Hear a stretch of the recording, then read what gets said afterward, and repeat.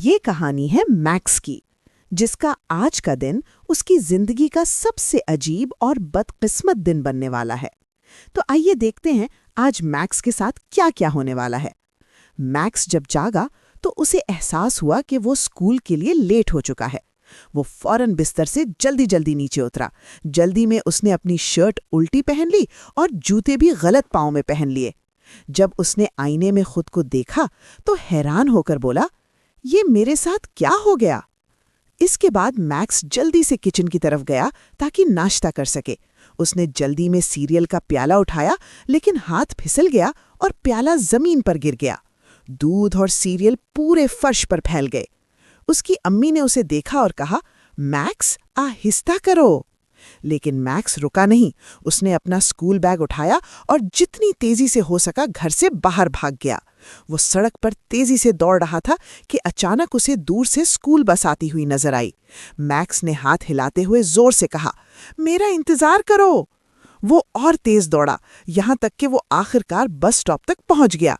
लेकिन अफसोस, बस उसके सामने से ही चली गई। मैक्स ने आह भरी और उदास होकर बेंच पर बैठ गया। फिर मैक्स ने सोचा, बस तो चली गई, अब मुझे साइकिल पर स्कूल जाना पड़ेगा। वो फौरन गया, अपनी साइकिल ली और तेजी से स्कूल की तरफ चल पड़ा। रास्ते में एक गाड़ी तेजी से गुजरी और सड़क पर मौजूद पानी के गड्ढे से पानी उछलकर सीधा मैक्स पर गिर गया। मैक्स सर से पांव तक भीग गया, लेकिन फिर भी वो साइकिल चलाता रहा, यहां तक कि आखिरकार स्कूल पहुंच गया। टीचर ने हैरान होकर उसे देखा और कहा, मैक्स, तुम इतने गीले क्यों हो और आज फिर लेट क्यों आए हो? मैक्स ने हल्की सी शर्मिंदा मुस्कुराहट के साथ कहा, मैडम, आज मेरा दिन बिल्कुल भी अच्छा नहीं जा रहा। ये सुनकर क्लास के कुछ बच्चे हंसने लगे और टीचर ने मुस्कुराकर कहा, ठीक है मैक्स, जाओ अपनी सीट पर बैठ जाओ और अगली बार वक्त पर आने की कोशिश करना। बाद में लंच टाइम आया।